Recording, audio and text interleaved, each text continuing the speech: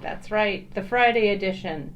And I'm just making sure that everybody can see me, so bear with me here just a second while I connect to all of the streams, our Facebook stream and it looks like our Facebook stream is up, and it looks like um, our YouTube stream is up as well. So just make sure, you guys, that let me know that you can hear me, and you'll see me in just a second as I move the camera from the title card to me. So bear with me here just a second while I get all of that part done. And we will, yep, there we go. I can see you guys on Facebook here. Bear with me. I don't know why it always wants to move to top chat. I'm going to see all the chat. That's what I want to see. Okay, grand. I can see you all. You can all see me now in 3, 2. Good morning, everyone. Let me move this light over a little bit, and let me move this over a little bit so it's not so bright and shiny there. Thank you so much for joining me for the Friday edition. It is Friday, April 3rd, you guys. The weekend is coming, though weekends right now feel a little, kind of like every other day of the week, right? I think that feels you, that you're feeling the same way I'm feeling. A special shout out, I see my mom watching over on YouTube. My mom is with my dad, who's having a little procedure today, so a lot of good thoughts go out to my mom and dad. And I know everything's going to be fine, so I'm thinking about you at this very moment, and I know everyone else that's watching is as well. So, Fridays, I like to give you guys a little something to ruminate over the weekend about, okay? And so, we are going to, as you know, this week we did a lot of stuff. It was really fun. We worked on the wrapped bracelet project that stemmed from the button knot from last Friday. We worked on the necklace design that I'm doing. We're going to do the second side next week. But I thought we would switch gears today, and we would do a knotting project, because that'll keep your hands busy this weekend, I think. And you can do a lot of things with this knot. They're great for earrings, but I know that you guys are going to come up with some very creative ideas with it too. So let me get some coffee going here. There we go. And it looks like Janice is moderating over on Facebook. Gita is kind of in and out over on YouTube. She has a little bit of migraine today. So Gita, our thoughts are with you as well. Just hang in there and watch, and don't you worry about a thing. And so on the bead table this morning, or last night actually, when I was practicing this, because I'm not kidding, I've been practicing this all week like it was my dance recital, I did, when I was 6, when I was a little girl, do a lot of tap dancing, and those dance recitals were like the highlight of my life, but I digress. Someday maybe I'll show you a picture. It was pretty cute. I was a little girl on the end who was just dancing, like not listening to anybody else and just doing my thing. But anyway, that's a story for a different day. I was practicing this knot, so I can hopefully teach it to you today pretty seamlessly. But I posted it last night on the Bead Table, which is our private Facebook group that has a lot of goings on and projects and great stuff on there. And I think you guys really dug it, which was great. So I'm excited to share it. Someone in the group, I think it was this morning, posted that there was an artist, I think it's showing, I'm not sure where she's showing, but she tied a new decorative knot every day for a year. And I was like, she's my knot sister, right? So she mentioned, I looked at, I scanned the article kind of very quickly, and she mentioned that her kind of knotting Bible was the Ashley Book of Knots. Now, I too have the Ashley Book of Knots, and I bought this book right after I learned how to do the Chinese button knot. So that was probably 1992. I bought this book. It must still be in print. I'm sure that you can find one. It is a tome, though, right? It's giant. And so sometimes I just want to look through, and I'll just open it up here. And it has all of these, it's an old school book. It's an old school book. And it has just a ton of illustrations and all kinds of cool things, and kind of obviously with a little bit of a sailor bent to them. So,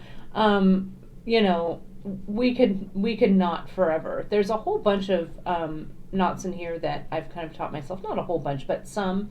And when I, want some inspiration, I can consult it. So I love it. It has all kinds of really cool, things that are, crazy, ornate, but other kind of interesting knots and stuff that really come in handy. So if you're at all interested in this, and you can, this is the Ashley Book of Knots by Clifford W. Ashley. Let me see what year it was published. I never really looked at that. Let's see. Clifford W. Ashley was also the author of The Yankee Whaler, so I bet you can kind of get an idea of what kind of guy old Clifford Ashley was. It was first published, it looks like, in 1993, or no, copyright 1944. This was a reprint. So he first did this in 1944. And so, so it's cool. So here's his kind of cool illustrations and stuff. So it's a good old tome if knots are your gig. So I thought I'd bring this in to share this with you. Okay. And, it is overwhelming. Kathy's saying she bought the book and was overwhelmed and couldn't figure any of them out. As you kind of read through kind of the beginning part of this, and also there are a ton of YouTube tutorials that can also get you started. But once you start to figure out like the working end and stuff of the knots, this will make much more sense to you. Someone wants the ISBN, so I'll turn it around. Let me turn it around here, and let me get through kind of tightly, and let me get the glare off of this here. Bear with me here just a second, so I can get the ISBN in without glare. There you go.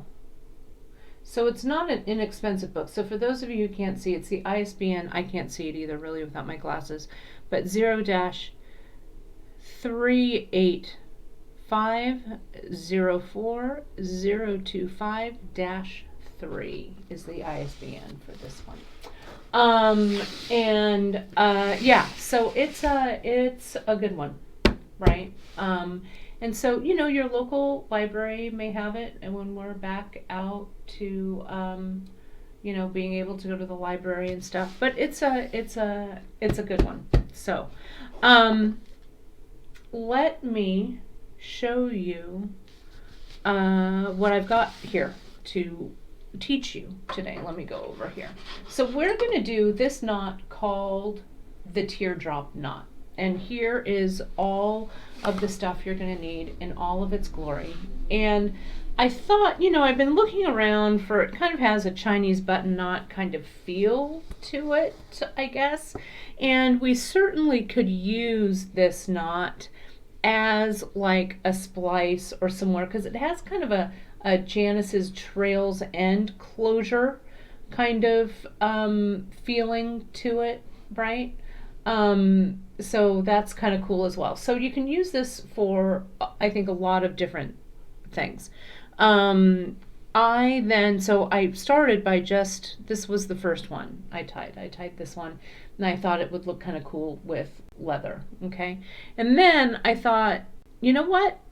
I want to add some beads for corn's sakes, right? So here is the next one I did, and I put some shadows on there. And this is with 1.5 millimeter leather that I did with these, okay? And then I thought, well, are those beads too crowded? So I went to this one and just put like beads on the bottom.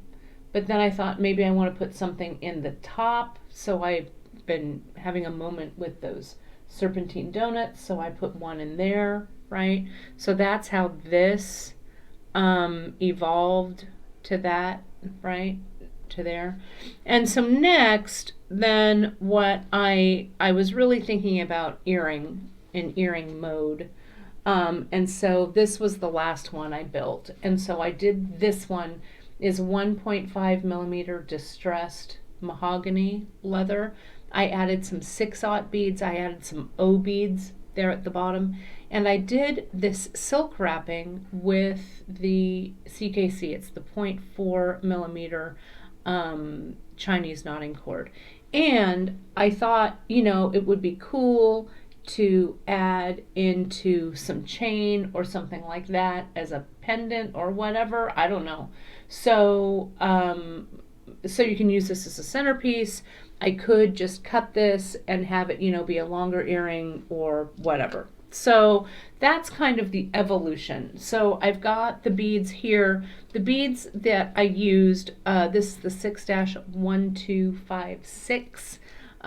It's this really pretty kind of, I think it's the patina iris or something. I love it. The metallic mix O bead, which also I love. You can see I've got them here, so I'm going to move them over here for me to use. I've got, well, since I've been working with them, I had a whole strand, so I better just keep working with those shadows. And then I thought also maybe, I don't know if it would be gilding the lily or not, but maybe adding, if this was going to be an earring, maybe adding drops to the bottom. So I got some of these, I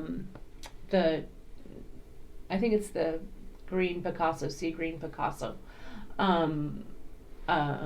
drops that I grabbed. But you could do whatever. And if we're adding these, I'll probably add these last, or dangles last or whatever, because I'm going to have to wire wrap these to hang them. The holes on these are too small to fit through this leather. So, okay, so let's get started. Let me come over here so you guys, whoops, let me move my keyboard out of the way. I don't need that. And I do want, sorry, I should have set up a board and I didn't. Bear with me here just a second. I want to grab this board. Hopefully these beads don't all fall out onto the floor. I like working on this gray board. I think it makes the color kind of nice as we are looking at it from the camera. So just bear with me just a second. Here's the green, or the gray board. There we go. Okay, that looks better. Okay. And so for the leather, I know you're like, how much leather do you use, Richburg? Well, I'll tell you, let me grab this plain one, because we're gonna just tie a plain one first. Okay, we're not gonna get too fancy yet with beads. I just want to show you how to do this portion. Okay, so I have and then it'll end up like this. Okay, so this was the 1.5 millimeter distressed brown that I used, and I'm gonna reel off, oh, where's my tape measure? I'm going to tell you I reeled off some, and that isn't helpful for you at all, right? So let me undo this here, and I'll tell you how much I used, or I'm going to tell you how much I would tell you to use. You can, after you make a few of these, you'll get it down a little bit better. So I'm gonna cut about, this may be a little much, but I'm gonna cut like 20 inches here to start. No, I'm gonna cut 25 inches. I don't want to run out. I guess I should have, all of these samples that I made, I should have actually made a note on how much I used, right? But let me get all this out of the way and let me get everything a little wider here so you can see. All right, so now that's pretty easy. I don't want you to do this along with me. If you have leather at home and you're sitting there with leather going, I'm going to do this with you, Kate. I want you to put that, just put that leather down, right? And then you can do it with me again and again. But I want you to concentrate on what I'm going to be, how I manipulate this leather. So essentially what we do, we start with, we're going to make a figure 8 with our leather, okay? The top loop of the figure 8, or the top of the figure 8 is the top loop, okay? Right, can you see that? So if you want to put something in it or whatever, or like this, I put the chain in it here, you put that in before you come around and make the other loop, so it's in there, okay? So, but this one I'm just going to do plain, so we don't need to put anything in. So I'm going to start by making my top loop like this, right? And this loop is just going to come here. So I've got my loop, and this, sorry, the short end needs to go here, and it needs to go over. There we go. So we're going to make a short, and I'm going to get this out of the way so you can see it. So we start by making a loop, right? Just a loop, and my right hand, this short end, is here, okay? And then the bottom loop comes around and comes up next to it. So what I have, can you see, is that figure 8. And can you see how both of these strands are on the top, right? So they come together sitting next to one another. Whoops. Let me get a little tighter here. Okay, like that. So this is where you kind of start to figure out how to adjust your top and bottom loop. Okay, so if I don't want this bottom loop of an earring to be that big, I'll slide it a little bit, and then I'll slide this one a little bit, right? So this looks about right. We'll see what this looks like. Okay, so now all you do is, I'm going to pick this up, and this now, this long thread that's in my left hand is now my working thread. Okay, now my working cord. And I'm going to take it and I'm going to bring it behind everything. And don't make it harder than it is. It just comes right behind and around the front. See, so I've just made a little loop. So that's this cord here. This cord we don't touch again for a while, right? So it comes around the back. Now, all I need to do is I just make a little loop so it sits inside the first loop, cross it around, and bring it around the back again. See that? That's it. And I'm going to do it again. Bring your loop around, cross it, go underneath. You're always kind of, it's going to the bottom of the row, like so. And I'm going to do this one more time. This is going to be a tiny little loop. So I'm going to make this loop. The cord crosses over and comes back around. Okay. So what you've got is, there's your cross from your first loop, there's your cross from your second, your third, and then your last one. Now to finish this off, I'm going to take this tail and I'm going to pass it through the center loop. Okay? So it tightens it down. Now to secure it, I'm going to turn the whole thing over.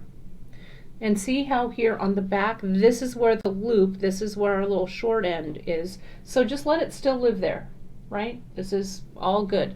Let me get in tight because you're gonna want to see this. This end here, it's a little springy, so I'm gonna come in, or a little spongy, not springy. I'm gonna cut myself a nice end there so I can get it underneath. Now to finish it, see our little back, our little, where we crossed? All I need to do here is I just kind of one at a time, one or two at a time, I shove that shove is the technical term. Still the same working end. I haven't switched cords or anything. Underneath those little wraps that go around the back, and it comes up. And now see how this just comes through, and it tightens enough. So see how in the front, that's where I passed it through the loop? It just tightens up enough, and I like to bring it in the middle of the loop. Okay? So now that's it. Now we just have to secure it. And we're going to secure it with, it's also called a pippin knot. That's right, Kim Crawford. It's also called a pippin knot. Some people call it a teardrop knot, but it's the same thing. Now, if we want to make this loop a little bit smaller, where's that other plain one that I did? It's about the same size, right? I made this one maybe a little bit tighter. If I want to make this loop a little bit smaller, this top loop, I can pull that short cord down, okay? Or I can pull it up like this.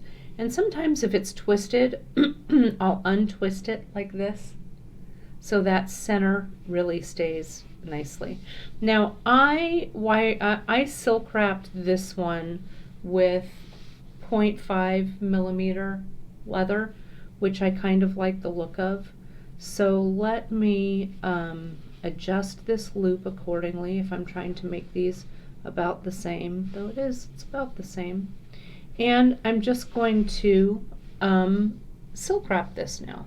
Let me see if I have some 0.5. I had it sitting here a second ago. There we go. Now when you're silk wrapping with 0.5, that's why on this one, where did it go? I silk wrapped with Chinese knotting cord, or you could do it with wax linen or whatever. Sometimes silk wrapping with the 0.5 millimeter gets a little dicey. You have to like check it, okay, to make sure that there are really no flaws and that it's really sturdy because it's so thin. But you can do it. And if it breaks, just take it out and re-silk wrap it. I can't seem to unknot. There we go. I don't know why I closed these up so tightly. But you can just re-silk wrap it. It's no big deal. So let me get some leather here if it will unwind for me. Yeah, the variegated, the gypsy leather would look really good with this. For this silk wrap, I don't know. I'm going to cut like some, I don't know, 5 inches-ish, maybe, about that. And I'm just going to make sure that it's, I give it a little pull. Okay. So now I'm going to bring, all of this together, and I'm going to wrap. I like to actually wrap from the bottom here right above the knot up here to the loop. So we have instructions on how to do this silk wrap, but basically what I'm doing, it's hard for you to see here, is I get about a 1/3. This might be a little too short. I'm going to get a little bit more. It'll be easier for me to handle. I'm going to get about 8 inches of this cord. And so now there's about 1/3 of the cord coming around to make a loop. And I lay that loop on top of everything I want to silk wrap. And then I just start with this end. And it looks, let me count, 2, 4, 6, 7. I did 7 wraps on that one. So let me try and make this one match. 1 wrap, 2 wraps, then I'm going to switch hands, 3, 4, 5, 6, and 7. Once you bring that 7th wrap around, you're going to put that into this loop, and then that other side you're just going to pull down, and that brings, see how there's the little knot that's going to come in here and slide underneath. And this is the point sometimes where you have to be a little careful. And you can make your silk wrap with leather just slightly looser so you can, you know, pull it underneath the wrap. There we go. And I can find it. I can feel it as it went under. And I pull these two like this. And now I'm just going to trim everything away. So I'm going to trim this one here. I'm going to trim this one here. I'm going to trim this back one. We don't need it because it's tied in here. And I'll trim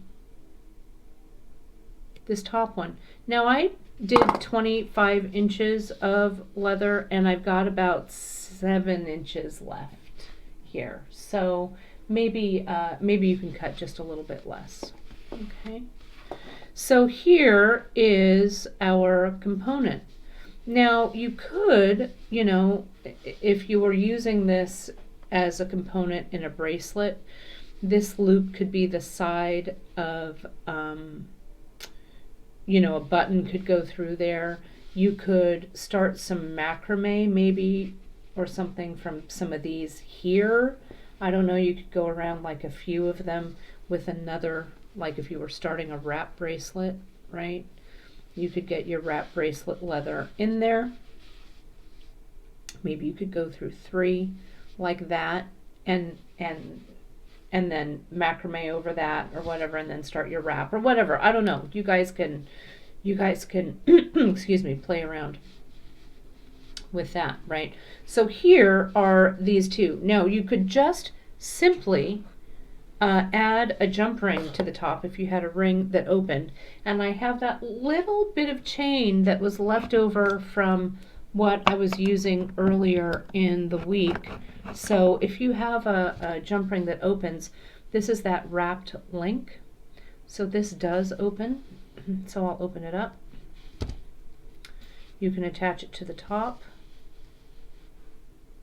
And then you could attach that to your ear wire or whatever. You can make these loops a little smaller, right? So it's not as big, but you know, whatever works. Now let's do a second one where I show you how to put the beads on, all right? And I'm going to go slowly again.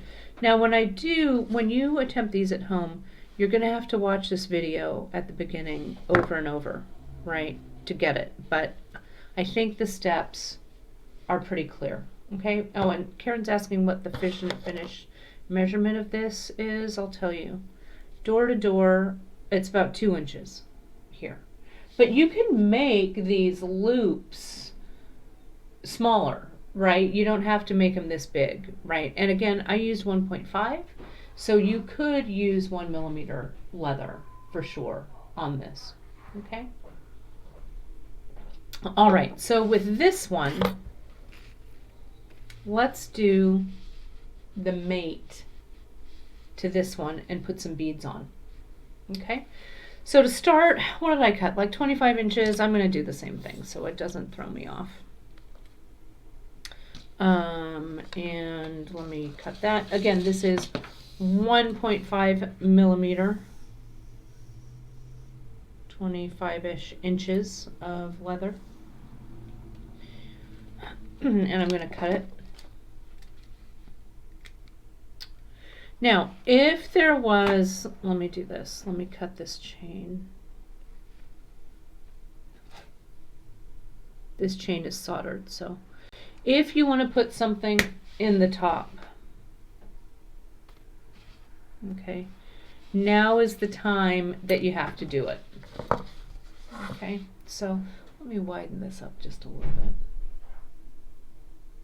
So remember, we create that figure 8, the top loop, then this thread goes underneath, and then this thread goes over. So these two threads are laying side by side.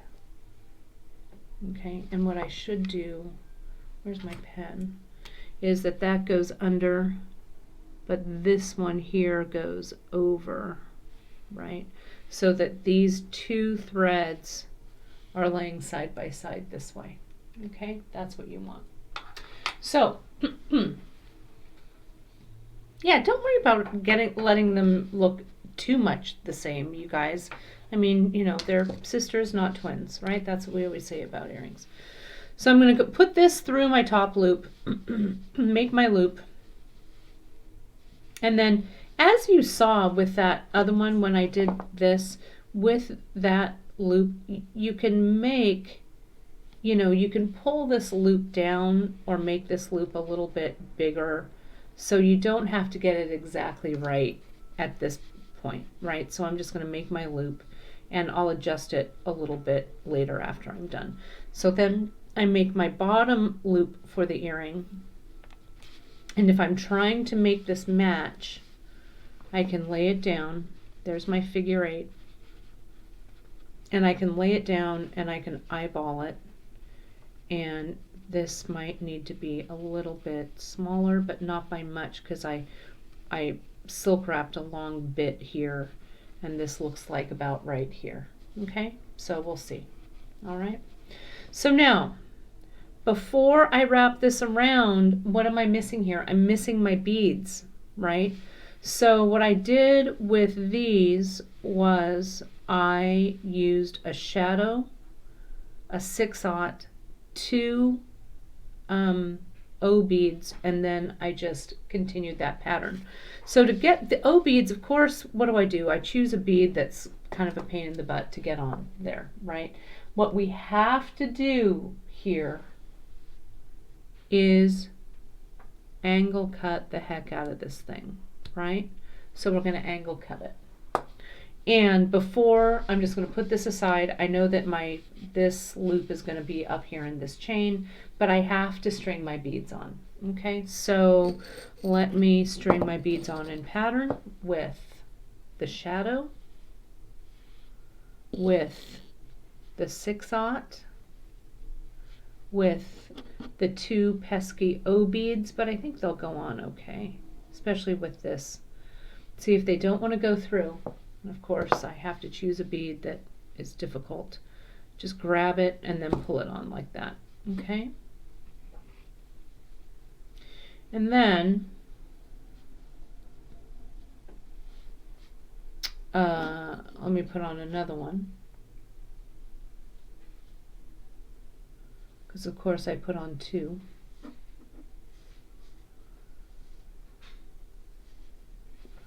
Grab it with your pliers if it doesn't want to go. And that's also why you have plenty, because this end is going to be, you know, might get a little frazzled. Slide this on. So there's that portion. Now I just need to repeat it. So I need a 6/0. And if the 6/0 doesn't go on right away, just change it for another one. Sometimes the holes don't quite want to fit. Now it's time to do another good angle cut. My mom just mentioned, how about making this in wire? Yeah, I think that's actually not a bad idea. You really want to use soft annealed wire, And if I were trying this in wire, I might start with dead soft 18 gauge, maybe 20. Might look interesting with that. And then you could go up from there. Come on, O bead. I thought the O beads would look so cool, but they're a little bit of a pain to get on, but there it goes. Okay. So, and then your final, yeah, I'm still working in kind of this color palette. So, you know, I'm thinking ahead editorially when Karen has to take, that one doesn't go on yet. When Karen has to take all of these photos for the web, I want them to all be harmonious.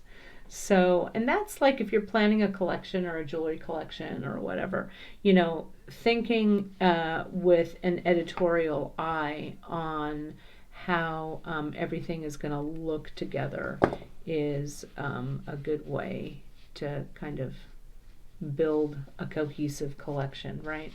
So now that those beads are on, let's get this back to where it's supposed to be. This is coming over like this. This one is coming up next to it like this. And with the beads on, it's a little more difficult to get it the right length. So I'm just going to kind of pull these beads down. I'll arrange the beads maybe a little more a little bit later. Let me just pull them down to the center. There we go. Then I can really see, that looks like about the same length to me. I'm just going to eyeball it, okay? So now we just do the same thing. So this next one, this comes around. So remember, it comes around the back. Ignore the chain. Comes around the back, just like this, right? Crosses in front and loops around. And let's get our next beads on there. This shadow. This 6/0. Now you're wondering, how the heck, Richburg, are you going to get all of those on there? Those darn little shadows, or those little O beads. I'm just going to hold it with that clamper. That's right, just like that. So I can cut this again. I don't know why I was so determined to use these darn O beads, but the result is so cool that it's worth, I think, this heartache of trying to get them on this leather. I can feel the frustration out there. Let me really get a deep angle cut. That's the secret. And if the first one doesn't work, try the next one. There you go. And if there's enough to grab onto it, you can push it on. Grab onto it with your chain nose plier. Let's get our second one. Yeah, I love the O beads. Beth is asking, can I string them all at one time and just slide them on down when you need them? I didn't try that. I mean, you certainly can try it. I might miss string. I don't know. So this is how I did it, but it's a great idea, and if that will work for you, Beth, give it a go. Why not? And so then I'm just going to match that pattern here with that 6/0. Again, that one has a small hole. Reject it, get one with a bigger hole. There you go. Come on now. Who's the boss? Me. There it goes. And a shadow. Okay. So here's the second go around. So I'm going to unclip it, get my finger where it needs to be so it doesn't all come apart. Wrap it around. Get those beads where they need to go. And then we'll do one last round with beads. And with the beads, as I come in and see, bring it around the back so it crosses. And as you cross it, it crosses below the preceding loop, not above. And then kind of look at it and compare. I tried to leave a little bit of room or a little bit of space. So you want it to kind of match. So this, I think, is a little, needs to just be a touch longer. So you can just kind of pull it. There we go. That looks pretty good. Okay. Then, now here's our last one. So let's clamp it.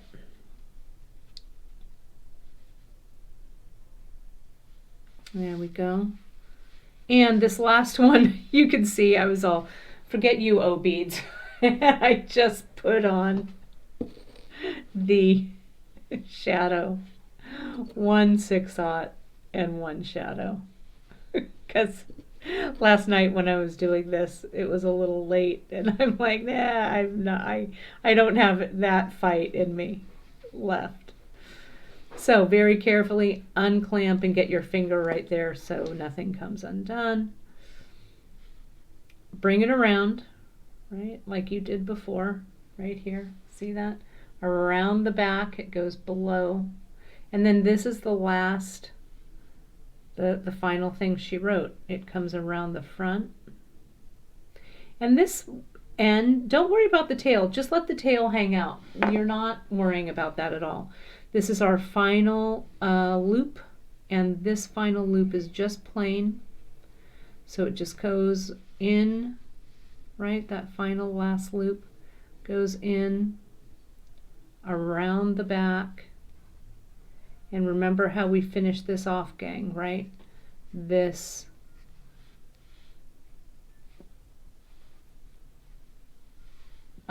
thread, the working end, goes right through that center loop. Okay, now we turn it all over. Let me turn it. I don't know, Janice, a template might help. I don't know, maybe. I just think your hands, if you tie like, I don't know, 3 or 4 of these in a row, you start to work up some muscle memory. So I would not attempt, I didn't put beads on these, honestly, until like my 3rd or 4th try. Because if you try to put beads on right out of the gate, you're just going to weep with frustration. If you can't quite get, see, it doesn't want to pull through. So get your pliers and try and wiggle that in. There we go. There it is. And again, this is kind of soft and spongy. I want my cord to be a little stiffer so it's easier to string underneath there. So I think that will help it. So I'll get that one through. I'll get that one through. Just slide it under. Sometimes you have to put it there and then push it under. I think I can get it under the next one. Yes, I can. And even if it goes down to the side, it doesn't matter. You can write it after it all goes through. Okay, come on. One more. Come on. Come on, everybody. Grab that bent chain nose or your regular chain nose, and it'll help you. I just need a little more of a piece to grab there. Come on. There. I think I can grab it with my finger. Perfect. And now remember that just comes right up. And again, don't pull it too tight because you don't want to pull this loop up too tight, but you want it tight enough so there's not a lot of loop sitting there. Then you can kind of arrange the beads. Let's put these side by side and let's see how they look.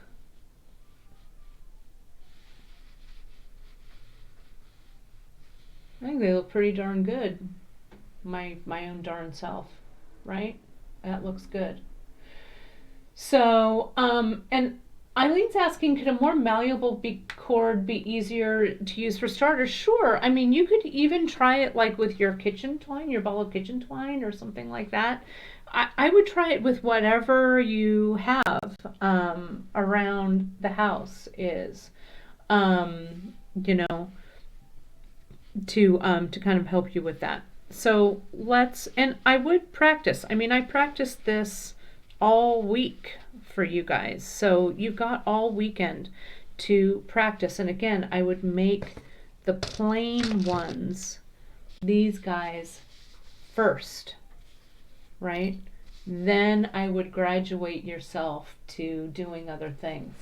Okay. So, so now let's close it. I used the Chinese knotting cord, the 0.4 Chinese knotting cord. Oh, my mom remembers.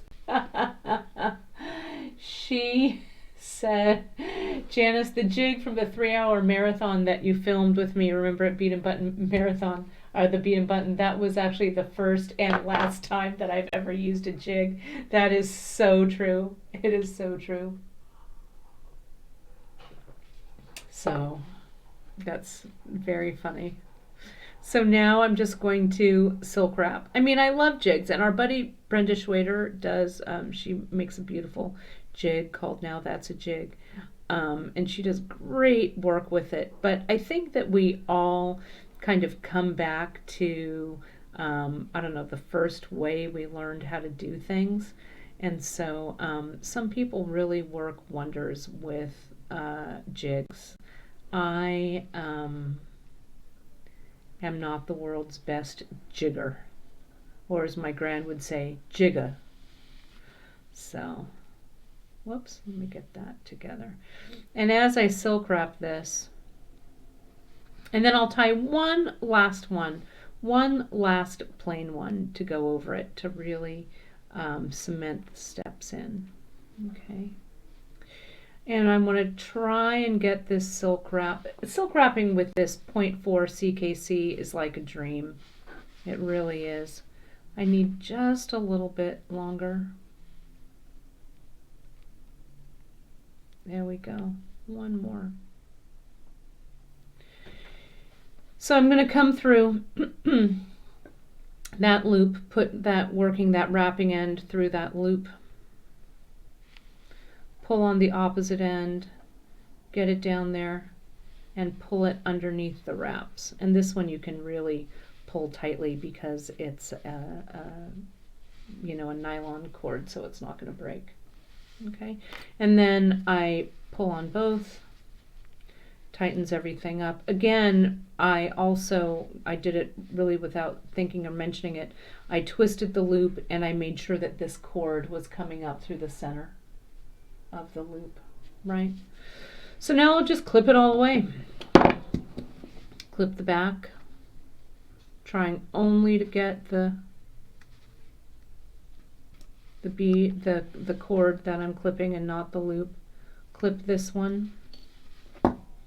You could thread burn this, but there's no need to really thread burn it, but I'm going to use my old school thread snips for this. Again, pull it under tension and clip, and pull it under tension and clip.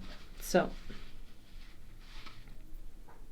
let me make these match. I think it was this. I think I'm going to put maybe this. There we go. Okay.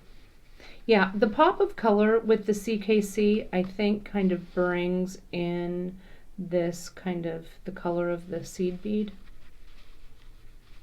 So I don't know, these are now ready to use on the ends of lariats, would be cool. It could be a nice long earring. You know how I like a nice long earring. Let me let these match. Yeah, no glue on these. Glue free. There we go. Now I could, let me pull this down so you can see. You could, with your drops, I could wire wrap them and add them on to the end, right? I might make a little bit of a different configuration. I might do also a larger, maybe I would have a larger loop come down here at the bottom. I don't know. But my bead configuration would need to be a little bit bigger so the drops would sit correctly. You could also do these drops off of chain, like if you strung chain here, here, and here, you could wire wrap these drops onto the end of chain, which would be kind of cool. This open one here is also a good place maybe to add chain and a drop to it, right? So it's a little more ornamental kind of thing. You could also up here add like a drop dangling from that loop there.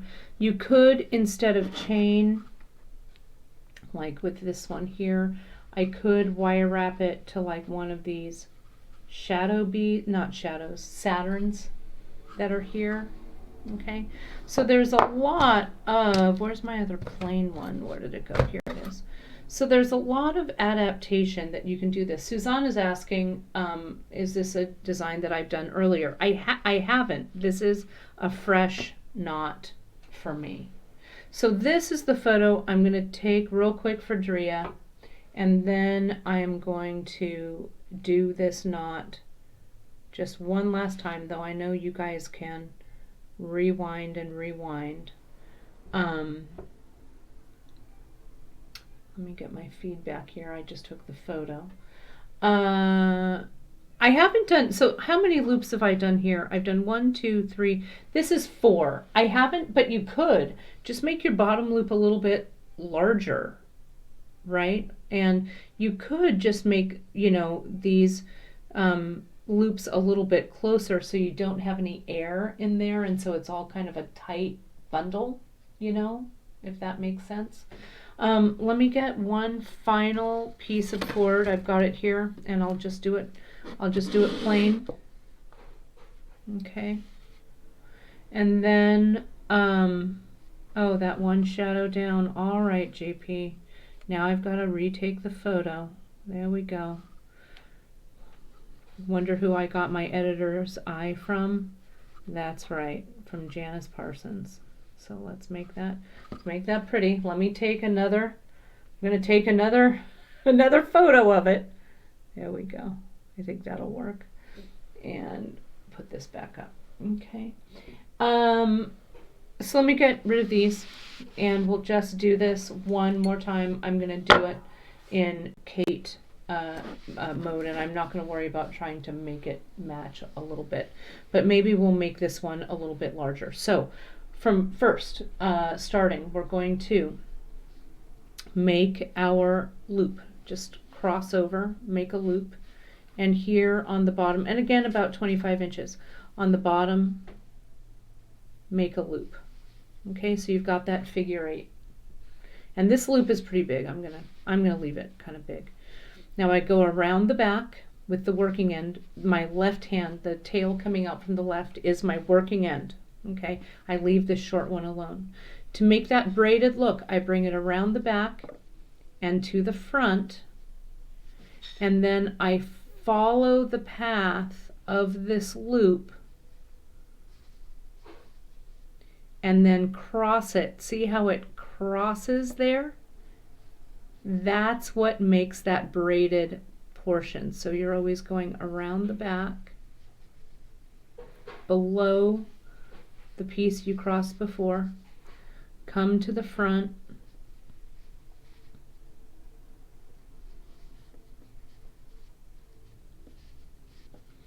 bring it around. I'm going to make all these loops kind of big, you know, no beads on them, make them fit kind of tightly next to one another. Cross it over. See how that crosses below? It's hard to see with my fingers in the way, but bring it around the back, cross it again, form the loop. You're always kind of working over that front one, around the back,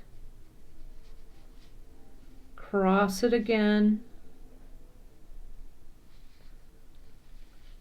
cross it over around the back, see at the bottom, bring it around so it's tight-ish, loop it again. I'm going to try and use every bit of this. Cross it to the front. I'll make one last tiny loop. See that tiny little loop that's right there, sitting in the middle? Bring it around, and then let's see if I have enough though to bring it up. And pull this through. That tiny loop is too tiny. I'm going to take it out, cross it around the back, and I'm going to bring this up the center. Okay. Whoops, I pulled the wrong one. Bring that up the center. Now, turn it over. And we've got a long way to go here.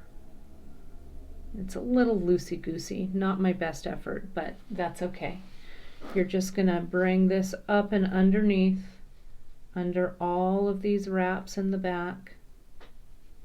As being a little slapdash, a little fast. Okay, like that. Then that other left-hand one, that short one, you can kind of pull it down a little bit.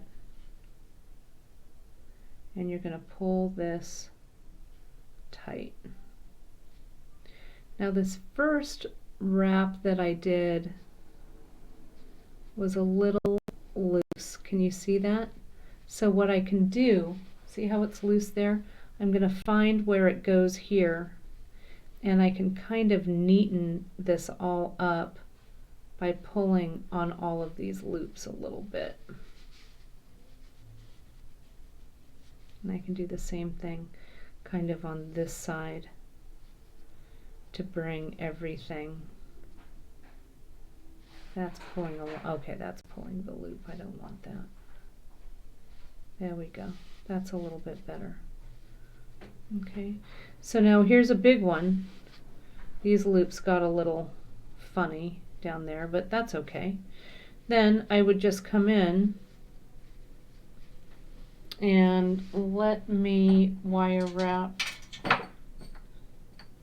Let's do this silk wrap this time. I've got a little bit of wax linen. And I'll silk wrap this again. Okay.